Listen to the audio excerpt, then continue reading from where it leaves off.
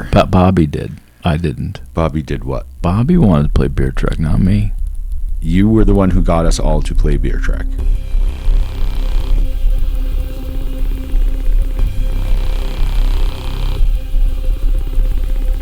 Welcome to the edge of nowhere.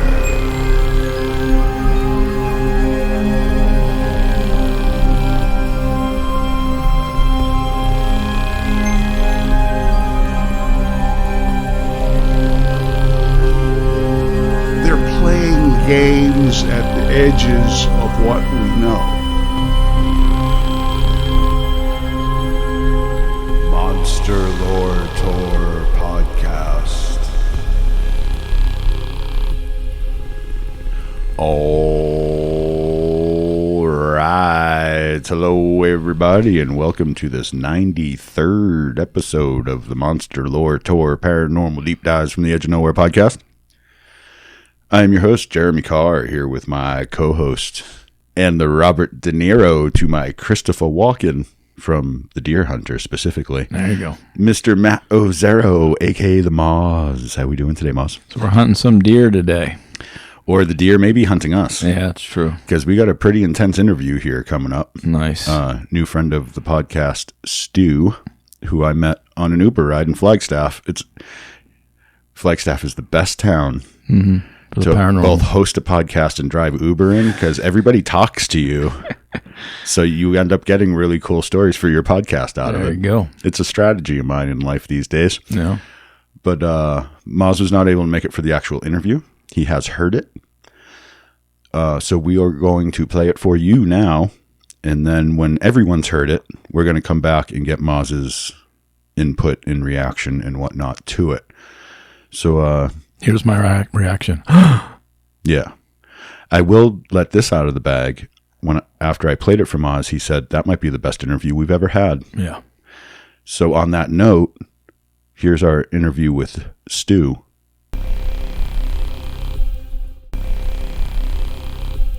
All right. I am here back in the MLT garage with new friend of the pod.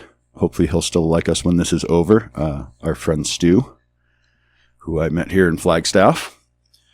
So I always like doing this in person as much as possible too. So I appreciate you coming in. But Stu told me the beginnings, or at least the beginning details of a very interesting story that is very fitting for this podcast. Well, he was on a ride with me. So why don't you set us up here, Stu? Let us know when and where and all that. Okay. Of this first, and then tell us what happened. Sure. So in about 2018, I moved to St. George, Utah to be closer to some family. St. George, just the other side of the Grand Canyon from here, really. Yeah. Flagstaff-wise. Yeah. Okay, so in St. George, there's the Virgin River that kind of flows through it, and there's a river trail that runs along that. And it's pretty long. And so, it's like hot as balls in the summer there. So at night, I would walk or run along that trail. And there were some sections, man, that would wig me the fuck out. I'd really have to steel myself to really go through some sections, But just energetically felt weird, felt dark. Yeah, very, very, I don't know if aggressive would be the right word, but it was kind of scary. Agitative. Yeah, but also, I'm former military, and I don't know, I always told myself, I'm the baddest thing out there. What am I worried about? A homeless guy, whatever. But one night I was out for a jog, and I had these cheap mint green headphones. And when I get sweaty, they'd slip out. So, they slipped out, and I slowed to a walk, and I was starting to put him back in, and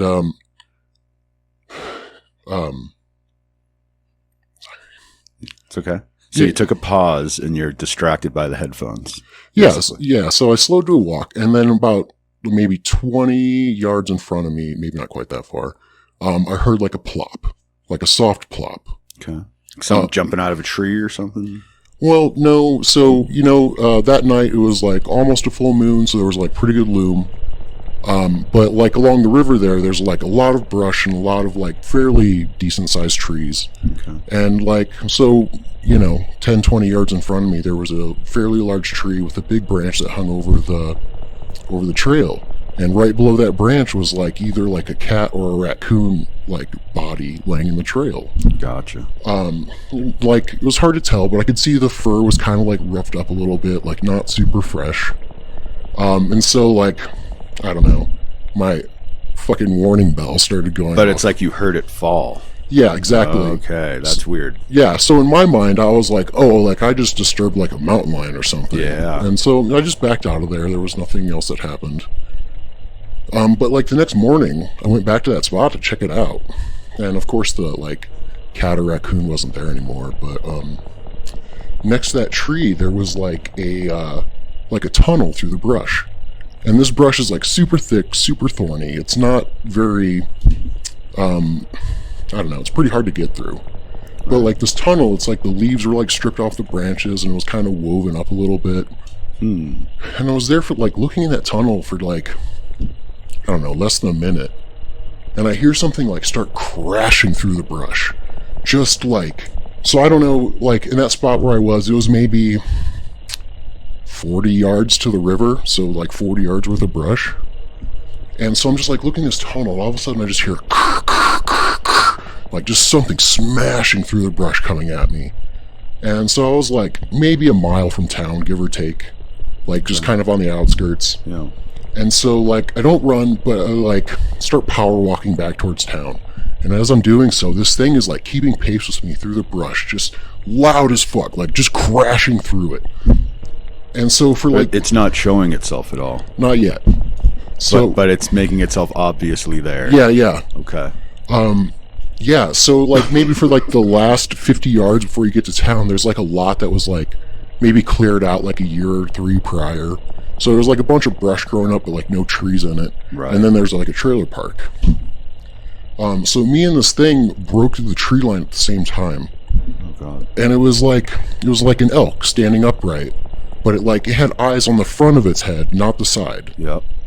And man, we made eye contact for a second. And had black eyes with like thin whites around them. You looked it in the eye. I did, which probably was a mistake. That might be where things went sideways on you a little bit, yeah. Yeah.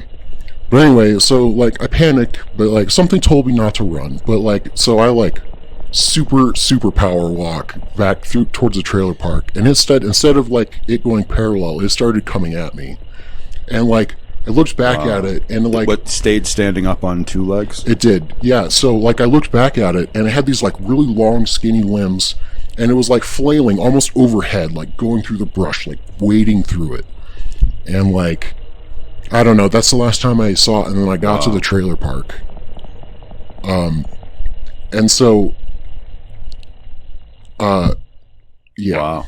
It didn't follow you into the park, into your house and stuff? No. After I got to the trailer park, that's the last I saw of it. So it wouldn't cross into the park.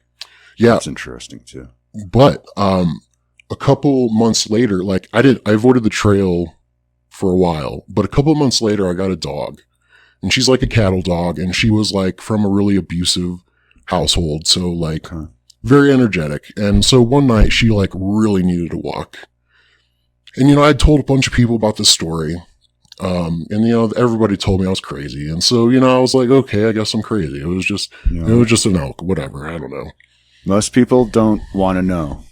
Right. That's what I think that is, honestly. You tell most people stories like this, and I don't think it's so much that they don't want to believe you. It's that they don't want to know that these things are a thing. It just scares them too much. Right. Yeah. Something. They'd rather take the easy out and be like, nah, that didn't happen. Right. Yeah. I mean, I don't know. But that's why we're here, though. This is why I like doing interviews on this podcast, because it gives people a chance to tell their story without being judged like that. Right. And to be fair, like if I'd heard this story before all this happened to me, I would have assumed it was just bullshit too. Yeah. And if nothing's happened to you. Yeah. Yeah. Because, like I don't believe in any of this It's stuff. like trying to explain being drunk to someone who's never had a drink. Right. Like, explaining what it's like to experience something like this it's impossible to explain to someone who's never had an experience like this, you know? Right. Like explaining color to a blind person. Right. Like it means nothing to them, you know? Like there's just no reference. Right. There's no reference. Yeah, and I don't blame them. I still almost kind of feel the same. Oh yeah, it's just being human, you know? Yeah. It's hard to believe when it happens to you, yeah. Right. I've had multiple things myself, and I'm still like, really? Is this really a thing? Right. But then I remember, oh yeah, that should happen to me. Right. So how can I say it's not? Right. It catches you in the middle a little bit, but sorry, I didn't mean to you're go good. on a tangent there on you. But yeah, well, so I had like a second run-in with this thing. Okay. So you got home and everything was fine. How much time passes before the next occurrence? Well, okay, so immediately after the first occurrence, for 2 or 3 nights, I don't remember, I woke up between midnight and 3. I'm not sure specifically, but like I woke up and there was like a big eyeball in my closet, like on the roof eyeball. In like the left corner. And it was like almost like it was like attached to the ceiling and just looking at me. I don't remember what color the iris was or anything. Almost like a security camera up in the corner, but literally just an eyeball. Right. Like with the iris and the pupil and the whites and everything. Yeah, and like I woke up and like I felt like perfectly lucid, and I saw it, and it happened multiple times in a row, and I saw it and I just was like, oh, okay. And then I went back to sleep. And whoa. Yeah, and I don't know. But yeah. That's almost like Jungian archetype type stuff right there. I don't know what an eyeball would mean. What was it?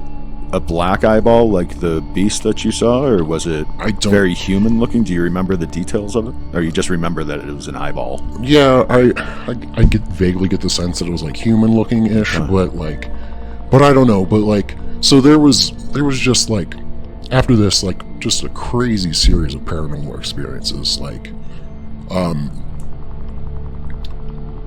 at that same house. The only other prominent thing that happened was I don't know, I was having some like strange health problems where I'd like almost get like cold, and I felt like my heart rate would drop a lot. And then one night I was like laying on my back trying to fall asleep, and it's like all of a sudden something like yanked my consciousness, like tried to like yank it out of my body, and I'm sitting there, I felt like I was like hanging on. I was like, ah. Wow, like grabbing onto the bed to not get dragged away kind of thing? Or like with my consciousness holding just up, your consciousness was grabbing onto your physical reality. Yeah, and it's like something was like trying to yank me out of my body. And then after that, I stopped having those health problems. And I don't know, but that was the only major thing that happened in that house. Wait, you stopped having health problems? Yeah, like after that. That's an interesting twist. Yeah. Okay. Yeah. I mean, this is just pure speculation because I don't know, but like, it's like almost having like heart palpitations and stuff like that. And it's like, it really felt like something was kind of trying to kill me. But it stopped the issues. Like after like it tried to like yank me out and like failed. And like after that, I didn't have any more health problems. Almost sounds like you won the battle or something right there. I guess. I don't know. Strange, or else it's a totally different thing than what we're thinking, but no idea. I'm going to let you finish the story before I get into all that, though. Yeah, and so the only other thing that really happened in St. George was like the second time when I had a run-in with the elk thing. So I got this dog. She's very energetic, and I gaslit myself into believing that nothing actually happened. So I don't know, it wasn't very late at night, but like I went down like another section of the river trail with her because I used to walk it at night all the time, and it's like St. George sucks, so right. Oh, I walk my dog in the dark in Flagstaff all the time. Yeah. So she like when I first got her, especially, she would like pull on the leash super hard because she had just a ton of energy. So we're walking, and I don't know, it wasn't very far down the trail when I realized that she wasn't in front of me before. I was like in front of me. I was like dragging her. And so I turn around and she's like full stop. And then like the trail kind of curved to the left, and you could like see the skyline, like the stars and stuff. And I swear like there was like a silhouette like in the skyline on the trail. And I'm like, okay, well, guess I better get out of here. Silhouette of the elk? I don't know. Or just a silhouette. Something. Yeah. Okay. But sure as shit, as soon as we turned around and started going, there was that crashing through the brush. Like, oh, wow. And like, I was like, well, I guess I wasn't imagining that. And nothing else happened. Like, we got off the trail because it wasn't very far, but I don't know. Yeah. So, like, that confirmed it for me. Like, I wasn't just, like, making that up or anything. And wow. So, did you actually get, like, actually face-to-face with it again, or just... No, it just crashed through But the it brush. was the same thing happening. Yeah. You didn't wait around to look it in the eye this time. Right, yeah. And That's a good move. Yeah. And, you know, my dog was, like, reacting to all the noises and stuff, so I was like, you know. Yeah. I don't know. Wow. Yeah, it's good to have the dog around. My dog has turned me around a few times where I'm like, okay, I'm going to listen to you. Right, yeah. Yeah, my dog is a great early warning indicator. Yeah. I think the sheep and cattle dog type dogs are particularly good at it, honestly. Yeah. They sense those things right very readily. Yeah. Wow, my dog just got up and looked at us and stretched. Huh, Junebug? Yeah, you guys are good, huh? That's why you record with us when we tell these stories. It's part of the reason why I bring the dog. Right. But, okay, so now you've run into it twice. And how much time was it between these two things? The actual elk or whatever it is and beast encounter? Maybe a month and a half, 2 months between those two encounters. And in between, you were having the dreams and these other odd things. And, Yeah. Okay. And so what happens then? Do you have another round of oddities? So shortly after that, I actually moved to Fort Collins, Colorado. Oh, so you left the area? Yeah. I was done. Like, because of that? not specifically, but partially, yeah. Yeah. Wow. Yeah, Okay. and I mean, I moved because like just St. George sucked. Like, you know. Yeah. Small town, middle of nowhere type stuff can be hard. Yeah. And so did anything follow you to Fort Collins? Yeah, so indeed, I lived on like the older part of Fort Collins. It was on LaPorte Avenue.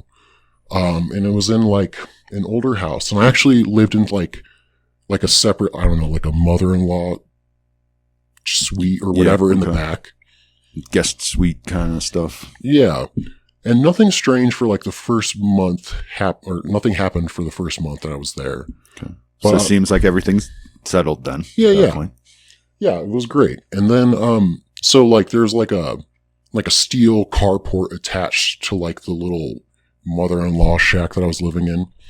And so one night I woke up, it was like 2 or 3 in the morning, and I was just terrified. And my dog was like fully alert and paying attention to something. And so I'm just laying there, just like petrified for a second. And then something like climbed up onto the carport and then onto the roof of my shack. And like I used to be a roofer. I'm like pretty familiar with like roof sounds. And like whatever this wasn't small. You know. Yeah. Heavy footsteps kind of thing. Yeah, almost like claws too. Ooh, okay. And it was shingles, not like metal roofing, but like, I don't know. It just reminded me of something like kind of sharp up there. Yep. And so it's like moving around. There's like a window, like a big picture window on the south side. And then on the east side, there's like a smaller window. And it first moved over to like the east window. And like it's kind of far down, so couldn't see very well in there. But then it moved over to the big picture window on the south. And I had like the shades drawn, but like they're like the shitty old school kind, so there's like big gaps in them. Mm-hmm. And so this thing like leaned over and looked through the window, and it had yellow eyes, and we just like stared at each other for 20 seconds. And then like, I don't know, it went away, but after that, man, it was like, I don't know, I thought I was losing my mind. There was like wild, just like all this crazy paranormal stuff that started happening. You know, like, man, I don't even know where to begin. Wow. Okay. Yeah. So you have another experience like this, and then all of a sudden it's worse than ever. Yeah, I was in Fort Collins for 6 months, and like the last 5 months, dude, it was fucking bananas. Like, there was like stuff that would like something that would come like sit on my bed, like in between my legs. Like I could feel the weight of it come down. Like I had while you were sleeping. Yeah, or like trying to fall asleep or whatever. Like one time was it night terror, like where you paralyzed bodily and stuff, or no, never. You would just sense things. Like, yeah, like so, like shit like that. Like I'd have shit go missing all the time. One time I washed a pair of running shoes and I hung up to dry over this like this little tiny flower bed that we didn't use for anything. And so I hung them up and I hung the laces up next to them. And I went out the next morning and I noticed there was a knot tied into my lace. Whoa. And I'm like, okay, that's weird. And then I looked in the flower bed and it's like kind of sandy soil. And so there was like pictograms drawn in the soil. And there was like 2 or 3 mounds, or no, like 2 little holes and then a mound next to it. And then there was like something, it almost looked like maybe like, I took a picture of it, but I don't have it anymore. Like it's on an old phone. I love to see that. Yeah, but like almost like it was like these mounds and like a river and then something else, I forget. So almost like it was drawing you a map maybe of some kind, or? Well, no. So I looked at the map. What was the sense you got from it? I don't know. Confusion. Okay. Yeah. But like, so I erased it and I made like the Navajo symbol of friendship, which is 2 arrows like crossed but pointing in the same direction, just to see what happened. And the next night, I was in the house and it was like 9 o'clock and I was like gonna go outside to go to my little shack. And I open the door and my dog runs outside and she immediately runs back inside. Oh boy. Like after that, like there was that thing, something came around, like, and man, this sounds crazy. Like I don't even believe it, but like I knew it would come around because I'd hear an owl hooting. Like when I heard the owl, I knew I needed to be careful, you know? Yeah. And so it's like owls are portents. Moz did a 6-parter on owls. Yeah. Like owls are a thing. Yeah. Yeah. Yeah. And so like, but like, man, I don't know. It was just like a series of the most like terrifying experiences you could imagine. Like, we got time. I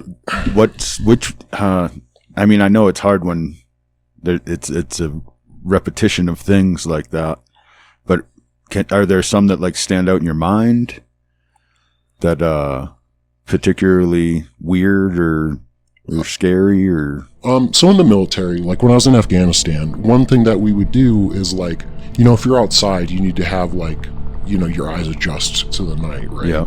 So if you had to go into like a bunker or a building, you'd close one eye. It's like the pirate's eye patch. Exactly, right? For going below decks. Yeah, so one night I had to go out to my car, so I was like, so I, you know, kept my eye closed for a while. And I'd heard something around on the roof. I'd also hear it on the main house's roof. And so I went out, and then as soon as I got to my car, I turned around and opened my eye, and I saw this thing like duck below the roof. And like, so it's just hanging out on your roof on a regular basis? Yeah, something. Wow. Yeah, and so like also like there'd be nights where I'd just have this like massive wave of energy go through me, right? And like, but also like then I'd go into like the house, and I had 2 roommates at the time, and you know they were cool dudes, and like, but they'd like both of them would be like, man, I couldn't sleep last night, like all 3 of us like felt this energy. Really? So it was carrying over to the other people around you too? Yeah. It wasn't just you. Yeah. So how long did it go on? Well, I was there for 6 months, and it didn't kick off for till the 2nd month, so about 5 months of this. And like, wow. It was just every day, or not every day, but like maybe multiple times a week. Okay. Just something happened, you know, like I had like this Christmas light, but it was like the net style. I'd hung it up on like the ceiling, and like there was a thing in there that like didn't like my ceiling fan being on, so it would like pull the net down, so the fan would get stuck, and I'd see it like coming down to like snap. Getting yanked. Yeah.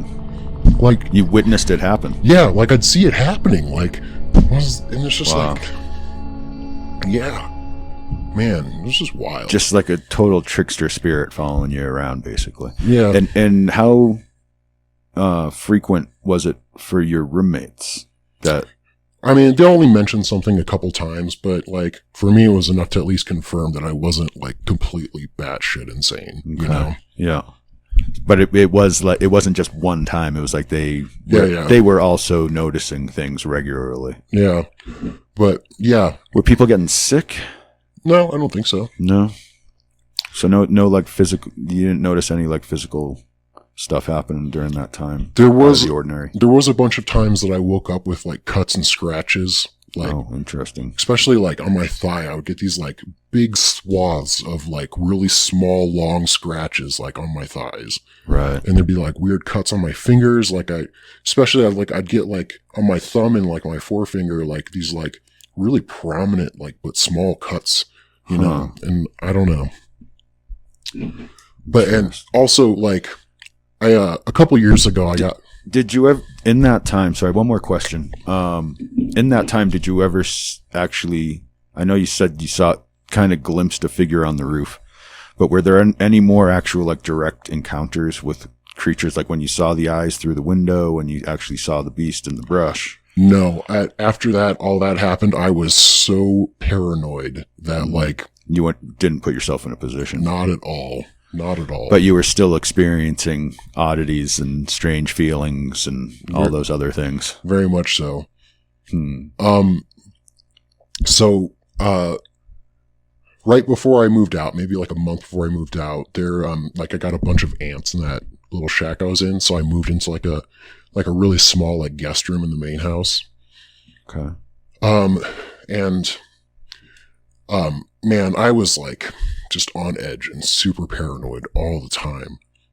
And so, it'd be like some nights I'd be like trying to fall asleep, and it was like there was almost like something that was like a good thing that would like I swear to God, I felt it like kind of like brush my hair a little bit and like kind of calm me down. Yeah, like there was like a bunch of different things like affecting me.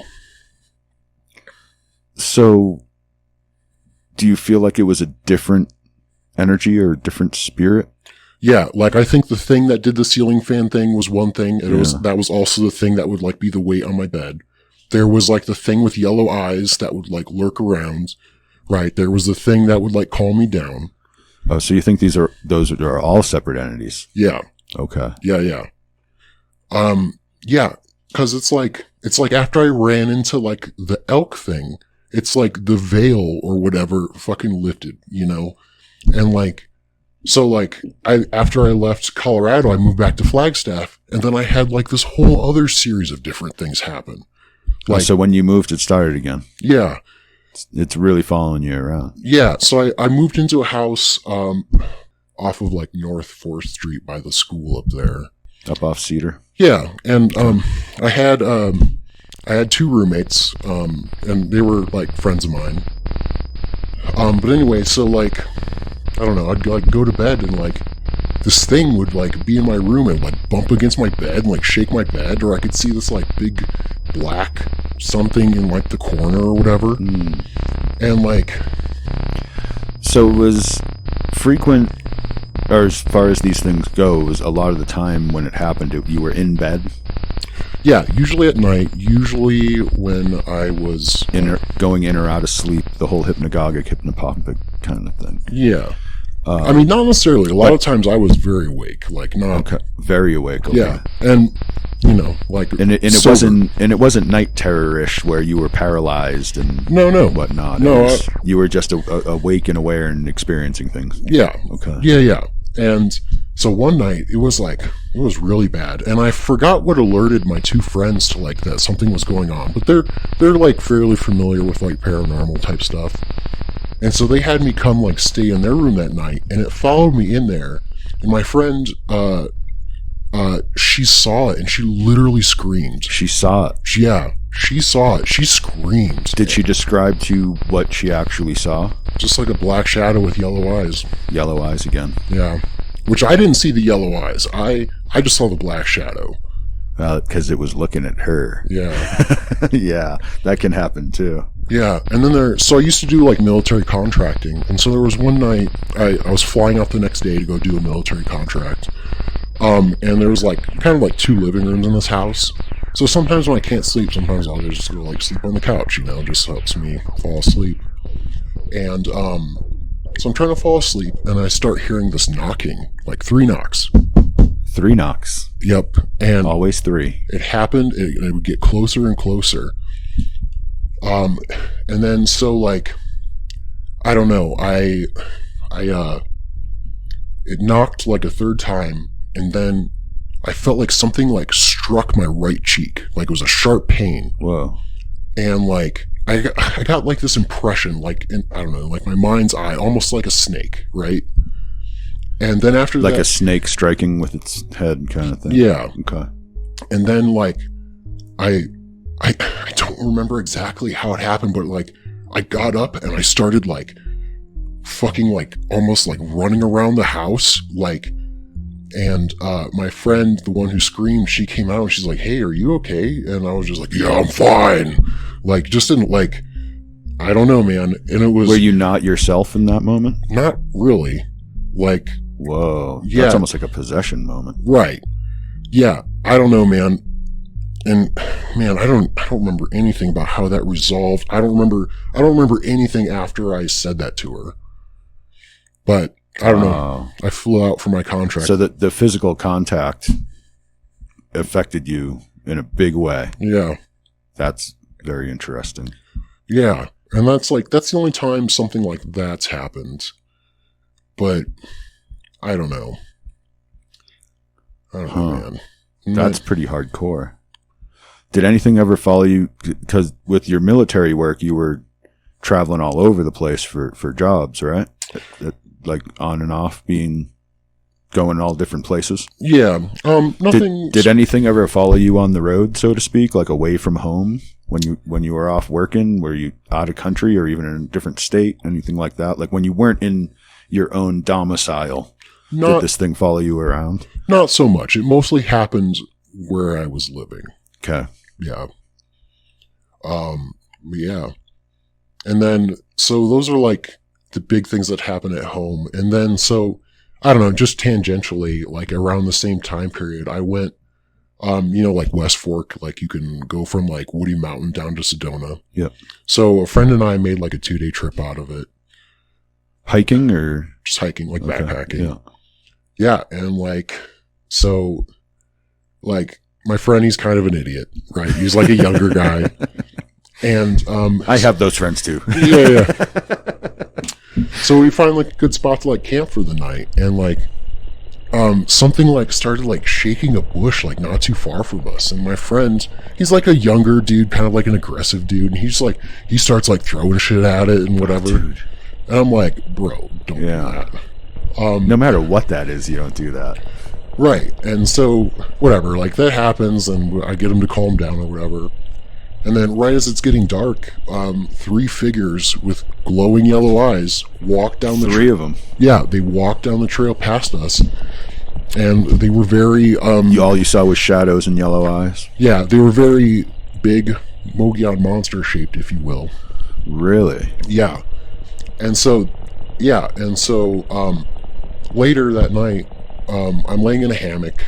I've got like a blanket over my head. And I was like very on edge. So I was sleeping very lightly. And so like there's like, we're in like this canyon, and there's like a ravine that you can use to get in and out of the canyon. Something starts like walking down the ravine, and I wake up and I hear it, and it walks within maybe 8 feet of my hammock and just walked past, right? But yeah. And then later the next day, we finished the hike down in Sedona, and the only other incident we had is like we ran into like something that was in like, there was like a grove of like really dense vegetation, and I heard grunting, and my friend said he heard drums. And drums? Yeah. And like, okay. I don't know, man, but like we both heard different things, but it was very obviously making some kind of noise. Right. And yeah. And so, Well, if it's an underlying thing, sometimes it's subauditory vibrations. Right. So you're not really hearing it, but you're feeling it. And that can come through differently for people. yeah. That's very Sedona Vortex, Right. actually. Yeah. That experience right there. Yeah. But the fact that, because that's a place where if you didn't have all these other things, I would just blame it on the place. yeah. But because you have all these other things and these things match with that you're seeing the three figures with the yellow eyes, and, I can't help but think it does all tie in. But in this case, you went to a place that is known for paranormal type energies. Right. So maybe that's why this is one of those times where it did follow you out of your own home into the world, because you were in a place with that kind of energy. Yeah. That it was able to keep manifesting around you, kind of thing. Right. I don't know, man. I don't know. It really felt like I was like some sort of magnet for weird, right?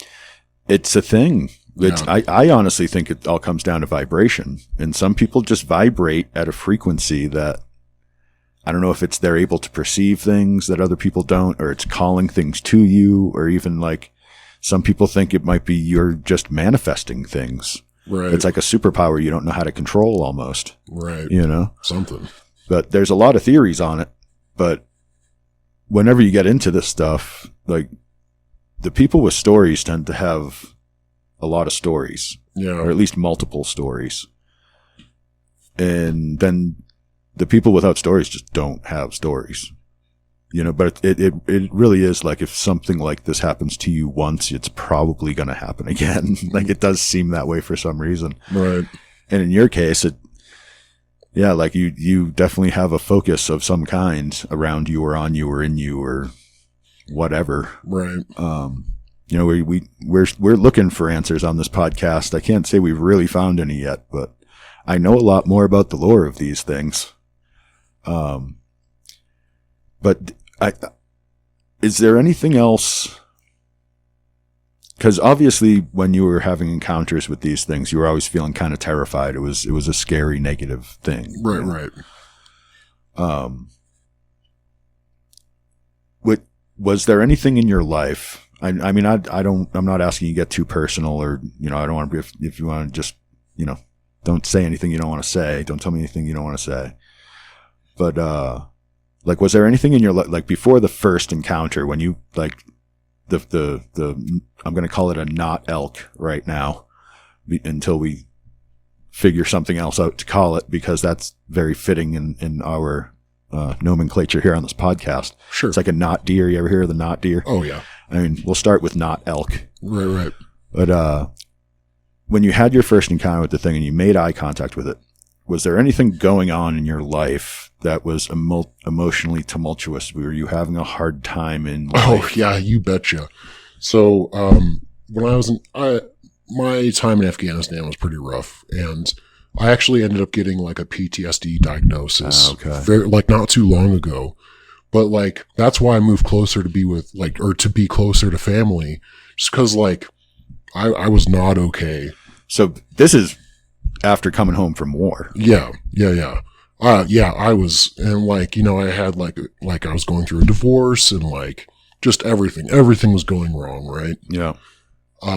Yeah. So yeah, I sure did. Because things like that feed into kind of all of those theories that I just mentioned. Yeah. Because if you look at it as these are things that, you're able to perceive other people aren't, but it's because your energy went so negative and you had all this, so many different types of negative emotions swirling around in you. Yeah. That's what hit the frequency of, hey, I'm in the frequency with the monsters now. Yeah. Because that was just the state you were in. You know what I mean? Or possibly when it's almost like how when your immune system is weak, a virus can get at you easier. Yeah.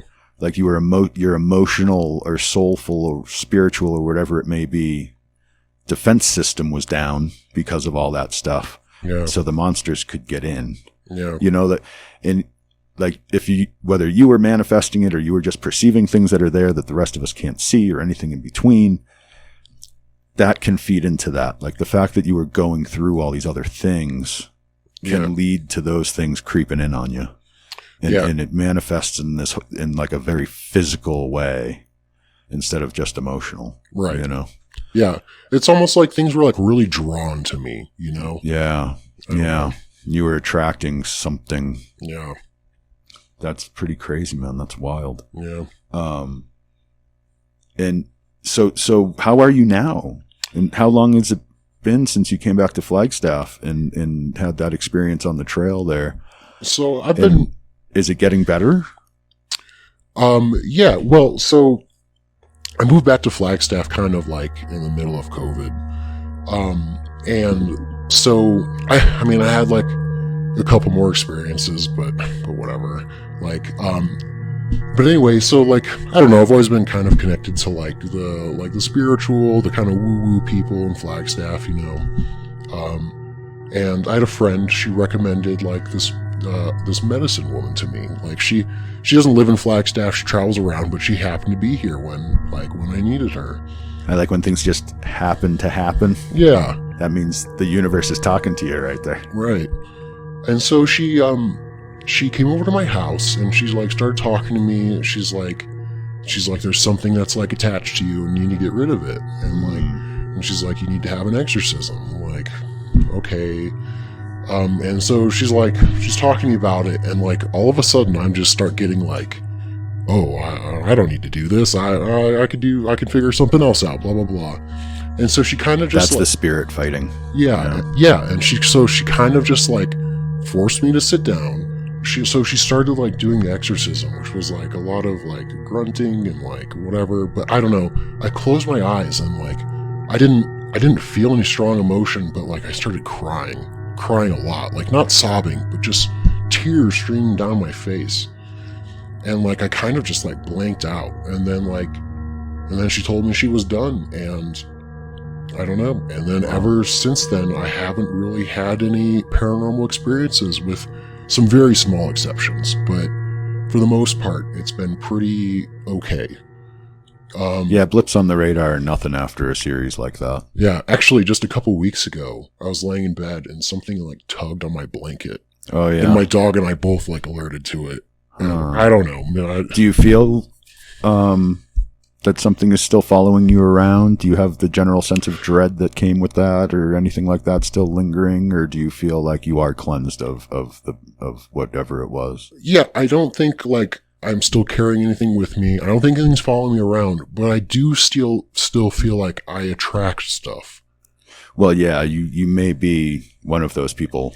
Yeah. You're at that right frequency, or you have the magnetism or whatever it may be. Yeah. Yeah. But, you know, like I used to be like a night owl, you know, and like I'd go out in the woods and like not be afraid of anything. And like I barely do any of that anymore. Like you wouldn't catch me dead in the woods at night anymore. Wow. But, you know. Yeah, that happens a lot too. You hear a lot of hunters who have encounters while they're out there. Yeah. Like you see it so much where like, you know, I've been hunting since I was 6. My granddad taught me how to shoot, and now I'm 40 something. I've spent every summer out in the woods hunting, and then this one thing happens and they're like, I'm not going back out there. Right. Yeah. Like you couldn't pay me to go back out there. Yeah. You know, I mean, that tells you how real these things are. Like it literally changes your life, the whole way you live sometimes. Yeah. Yeah. That's too bad, man. Yeah. Wow. That I wrote a list of notes of these things as you were going there. Sure. And I had kind of a list of things. I started calling it a not elk, because it really does fit in with the whole not deer thing. Right. The forward facing eyes, the standing up on 2 legs. But with everything else, I mean, obviously you were in the Southwest, you're in Utah, you're in Colorado, you're in Arizona. Yeah. Skinwalkers have to come to mind, right? Sure. And the yellow eyes, the hanging out on the roof, it's all very skinwalkery type behavior. Right. The odd part to me was when you had that encounter where it tried to yank out your soul it seemed to have a healing effect on you. That one throws me. I'm going to have to ask Miles about that. I'm not so much sure that it healed me so much as or if you just won a battle or something. Yeah, like something. It quit trying. Yeah, but that encounter had some sort of healing effect after. Like, so either you won the war against something, or you, I don't know. I mean, your guess is as good as mine. I'm going to talk about that in more depth with Miles later. And even things like I caught when the first time the thing was on your roof in Fort Collins. The first place it went was your east window. You very specifically said east window. Right. I love military guys because they know their compass points all the time. Yeah. The fact that it went east, the wolf of the east is an old archetype in this stuff. Like the evil spirit is to the east. It's the wolf of the east. And so when these beasts first appear on the eastern boundary or at your eastern window, yeah. There tends to be some kind of significance to that. Ties it into the whole kind of demonic plane kind of thing. In my mind, this is basically down to either Skinwalker or Chindi. But with the overall behavior of it, the way you looked it in the eye and it seemed to attach to you and follow you around even when you moved from state to state multiple times. Right. To me, and Maz and I are going to talk more about all this stuff in the wrap up after this, once he hears this. But to me, this is really pointing to the Chindi. Are you familiar with the concept of the Chindi? Not at all. Give me 1 second here. I'm going to bring up my notes. I had a bunch of different things that just from the basic stuff you told me, I had a bunch of stuff that, okay, maybe it's this, maybe it's this, maybe it's this. But yeah, now that I've heard the story, the Chindi is really kind of screaming at me. But it's a Navajo thing. In the Navajo culture, they believe that when somebody dies, there's a whole thing with the Navajo. You're not supposed to make contact with the dead. Right. You don't even speak their name, things like that. Like, if you do want to interact with the dead, you need to go through ceremonies to prepare yourself and things like that. Right. Because they believe that when you die, we leave sort of this miasma mess of all the negative things we gathered in our life behind in our body.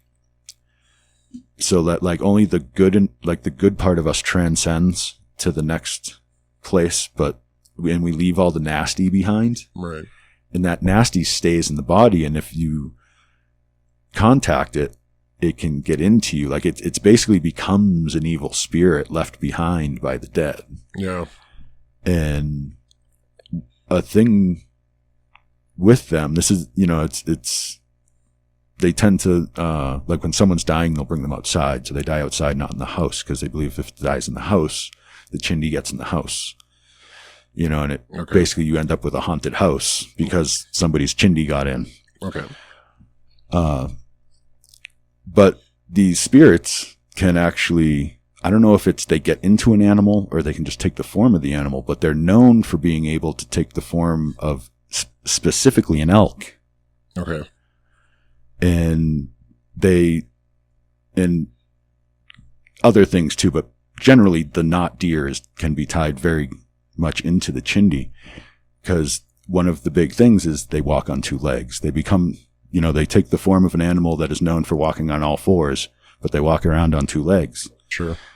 The forward-facing eyes is a very not deer thing too, but if this ties together, and really the real thing with the Chindi is if you contact it, it connects to you and it does follow you around. Mm-hmm.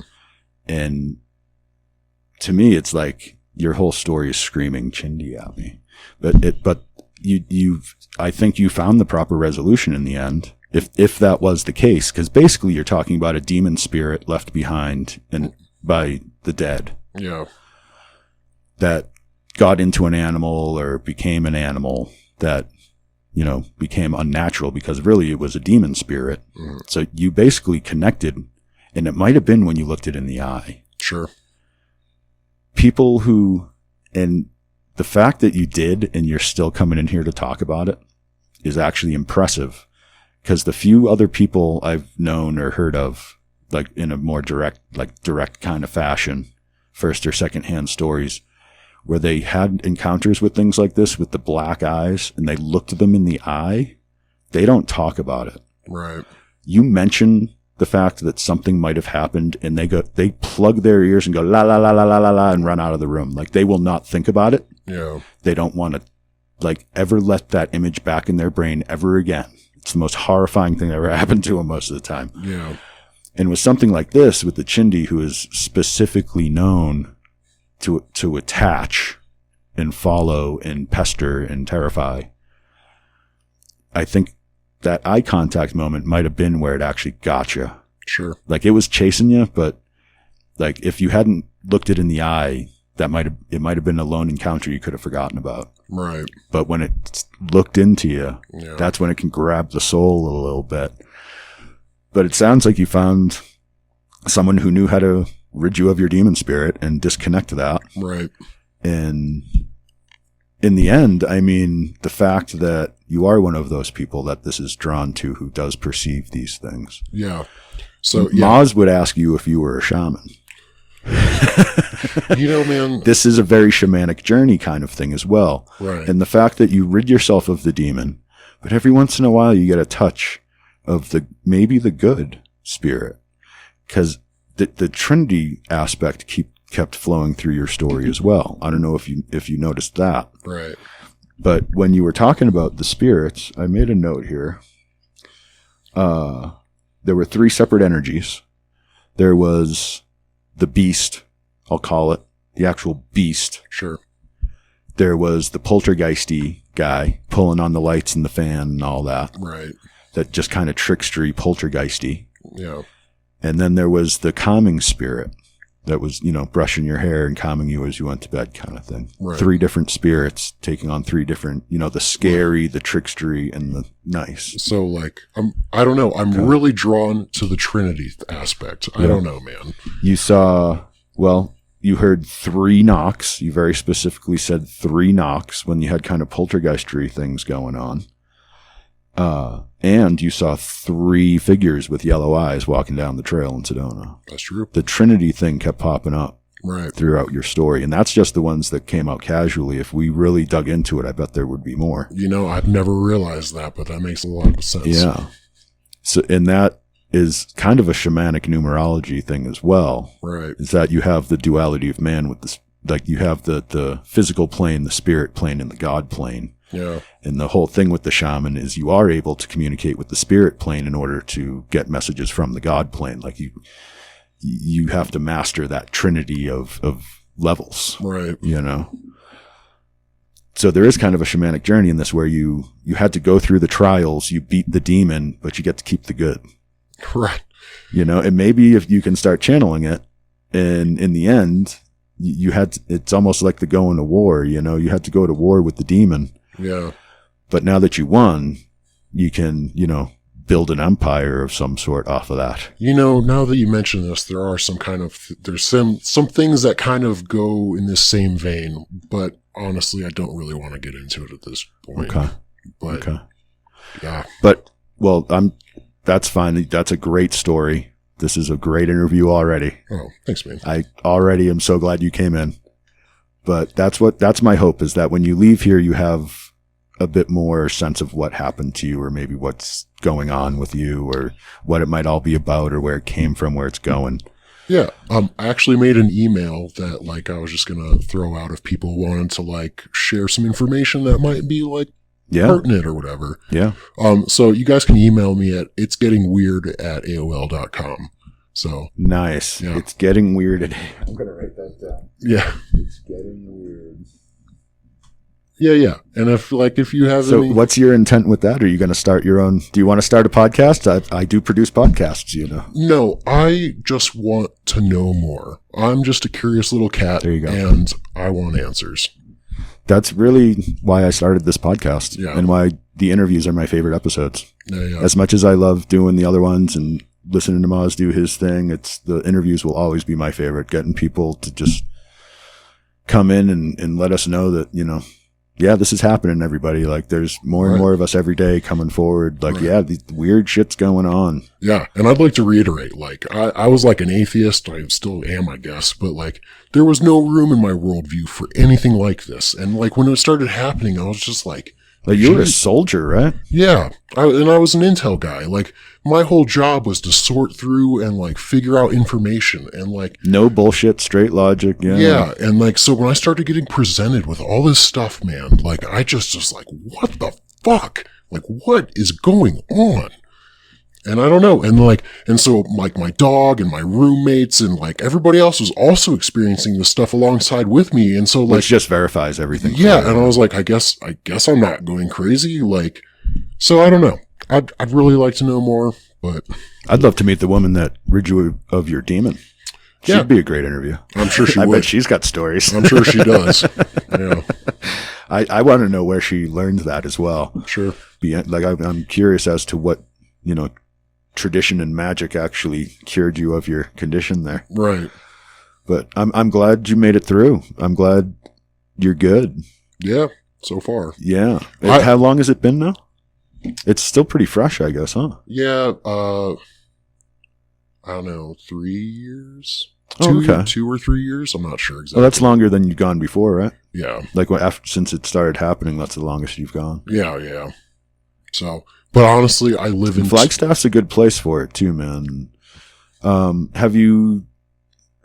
I don't know how much you want to test things. Have you tried, like, hanging out at vortex sites in Sedona and stuff, seeing if you get any feeling from those things? And, like, just to kind of test your sensitivity and whatnot?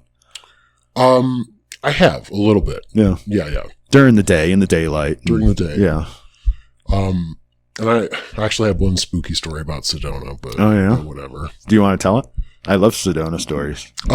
Yeah, sure. So, a buddy and I, we went hiking and we parked up by the airport. And so we were like hiking around and it got dark.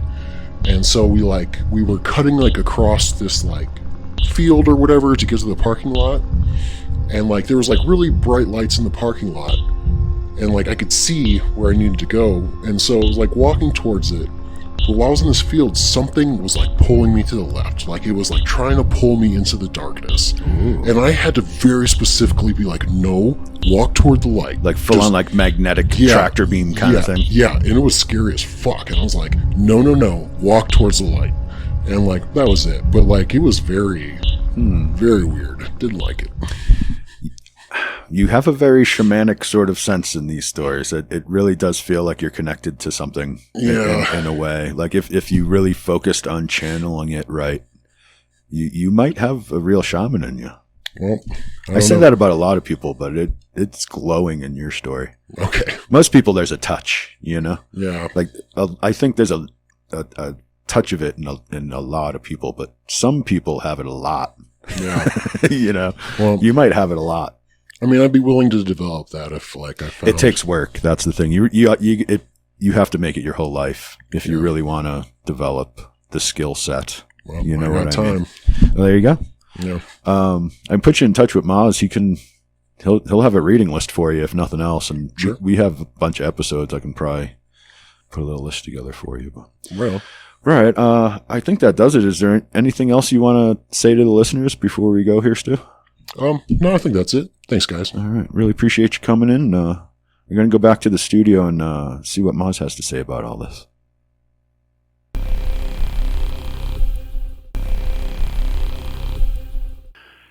And there we go, everybody. Thank you again, Stu, for coming in because, like I said, the end of the opening segment, maybe the best interview we've had.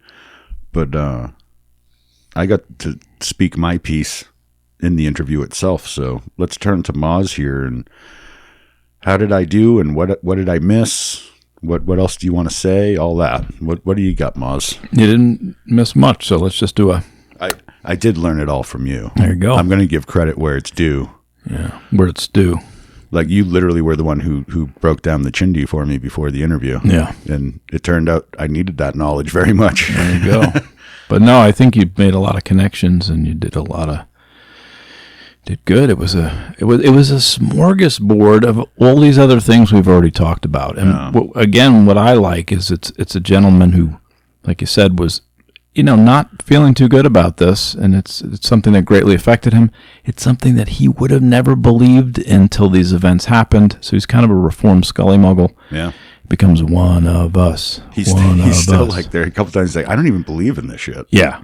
And then but here we are. These chain of events happen that, and even his Sedona weirdness in a way, it was trying to draw him off. There's this luring. It didn't mimic, but it was drawing almost like the orb mesmerization we heard in your interview before that. It's very Jedi come to the dark side kind of moments. Yeah. And the yellow eyes, as you mentioned and you kind of captured, it was the second most common eye color when we start seeing these shapeshifters. Right, because you get red a lot. Red is the most. And then you get yellow. You get yellow. And honestly, to me, it feels like the yellow is when you shift into the like higher level of sinister kind of Maybe. thing. Like the really scary ones have the yellow eyes. You know what I mean? I don't know. I'd have to really sit down and write out the list. But you also got it right with that way. The eye locking. With you captured that was something that maybe is why this thing was able to attach to him. Maybe the way it was able to follow Never him. look it in the eye if you can help it. And we've had other people have, like you said, I think you mentioned already, similar reactions, and similar really affect them deeply as a result. Matter of fact, family members of mine, 2 people. Same incident, one who locked eyes, again, like you said, doesn't want to talk about it. And the other one... That was one I was thinking about. Those are the ones that don't want to go back in the woods. Right. Knowing that things out there can be like that is kind of a life-changing experience for many. Yeah, pretty wild. Especially when badass dudes like that, combat veterans and stuff. Right. Who really aren't afraid of stuff. Yeah. And all it takes is one with a real monster, and it's like, I ain't going back out there. Yeah. And the real it just shows you we're as much as we think we're the top, we're still the middle of the food chain in a lot of ways. Yeah, in a lot of ways. Yeah, but with this one, the big question is, what are we dealing with? And we have, there's the thing with the eyes of the animal. If it's an animal turning into a human as a hybrid shapeshifter, then the human, as animal has basically it's the reverse as far as. The animal would have human eyes when shape-shifting, and the human would have animal eyes. And this thing seemed to be, more human eyes because it was forward-facing. The forward-facing eyes. You did say they were basically all black. Yeah. But they were forward-facing on the head, which is... more human. Very not deer. It makes me wonder if not deers are really just Chindi.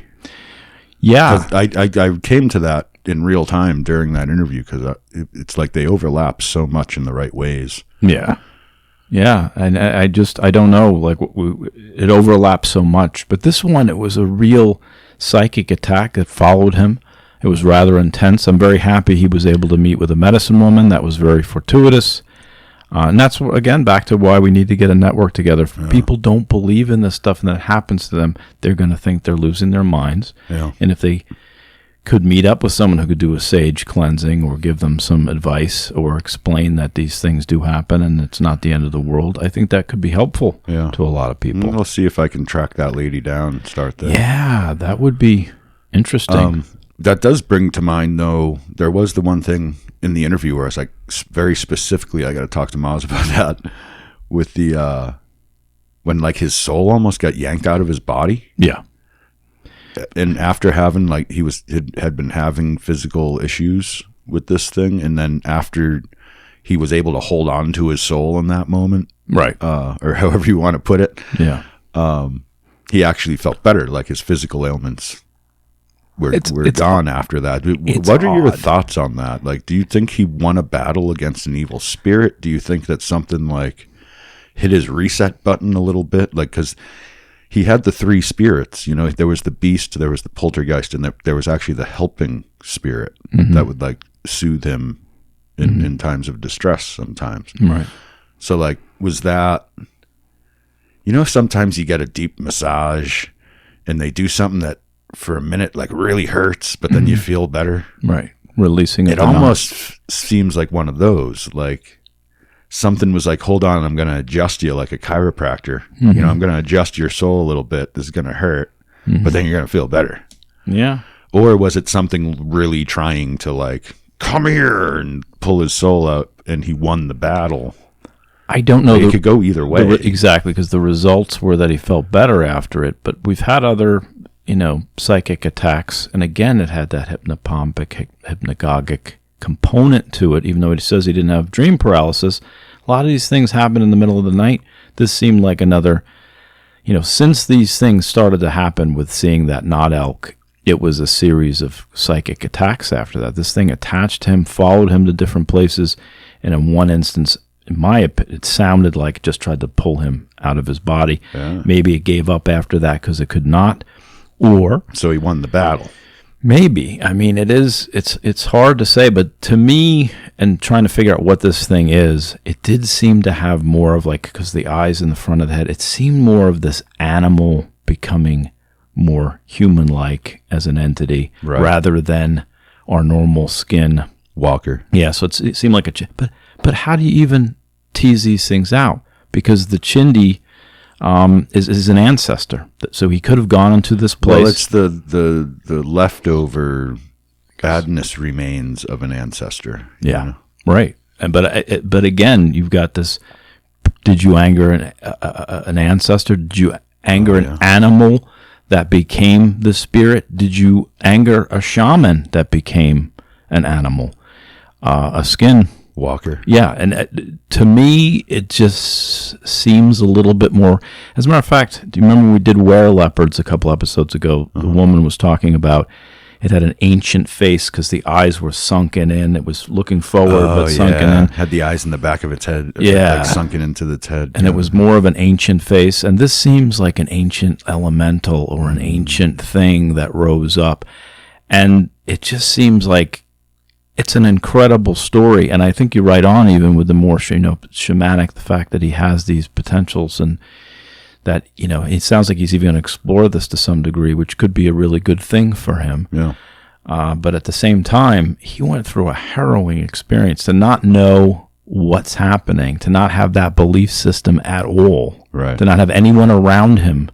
It sounded like his friends will just, you're crazy. And he was in the position he was to begin with because he was, getting over coming back from war and had very serious PTSD. And he was in the middle of a divorce on top of that. Right. So the emotions were high, and he went into the ancient den of something. Yeah. And he conjured up something very dark and had to deal with that. So, the medicine woman thing, very fortuitous. I think people, like I said, people need during these mystical experiences or these terrible mystical experiences some guidance. And there's a lot of people who probably suffer in silence. They would never listen to a podcast like this. So, some that might because this thing happened. They're trying to find answers. Yeah. And hopefully enough people are saying, hey, there's people there's mediums who can help. There's medicine men and women who can help. There are rituals that can help. I say it all the time to people that big part of the reason why I started this podcast is because of the personal stories I've told on this podcast. Yeah. That fit this podcast because I've had enough weird things happen to me. I wanted to start trying to actually figure something out. Yeah. And I don't want to belabor the point, but this is a guy who was a non-believer, yet everything he talked about are things we've talked about. Super smart. Like combat soldier. He was in intelligence for the military. He knows how to decipher data and stuff and, put puzzles together that are missing pieces and things like that. And in this Gully Muggle's brain and in his experience came all the things we've talked about in a paranormal podcast, in one big smorgasbord form. Right. I mean, even the eye in the closet, everything he went through was the up on the roof. I mean, everything followed these tropes and themes that we've discussed here, and they seem to. And that, to me, that leads credence to the realness of some of these experiences. And he put that email out, so we'll put that in the show notes. It's getting weird at AOL. There you go. It's getting weird if you still have AOL. I'll put it in the show notes so you can just click on it, kind of thing. But feel free to contact us if you want to come on for an interview or you just want to send us a story. That to be on the podcast, you can email us at monsterloretour@gmail.com. Or if you want to keep it private and join the private community that Stu's trying to build here, feel free to email him too. we're not going to get butthurt because you want to talk to somebody else and not come on the pod. We know a lot of people don't want to publicly tell their stories. Yeah. Which is totally understandable. I get it. But yeah, reach out, man. If you have a story like this that's haunting you, I really think it helps. I saw Stu later that night after the interview. We totally randomly ran into each other downtown, and he thanked me for having him in. That's awesome. It was the first time he was able to talk the whole thing out with somebody who wasn't just going to call him crazy. Right. You know? Yeah. So talk to somebody. You don't have to talk to us. If you do want to talk to us, that would be awesome. We would love to have you. Yep. But, you know, there's other, we're maybe this is where we start building that. And I'll follow up with him to see if I can get info on the medicine woman. The medicine woman that exorcised him. Yeah. That was a great show in the 70s too, Medicine Woman. Wow, you have so many references I do not understand, Moss. Dan Curtis production. No, I don't know. Quinn Martin, maybe. I don't know. Still in the, I'm old. I think my dad needs to listen, so somebody gets your references. Jokes for guys. My over dad 50. would get your references. There I you think. go. There you go. But, We've got a very small demographic. It's one dude in Yuma. Yeah. And on that note, let's get out of here. Anything else to add to Subvert before we close up here, Moss? Nope. All right. Well, great job. I guess I'll add that. Well done, both of you. Thank you very much. And the interviewee. Yes, thank you, Stu, once again for coming on. Thank you, everybody who listened. Thank you, everybody in the future who contacts us or him to talk about your stories, because community building is part of what we're doing here. But until next time, to all our fellow paranerdalists out there, have a good one.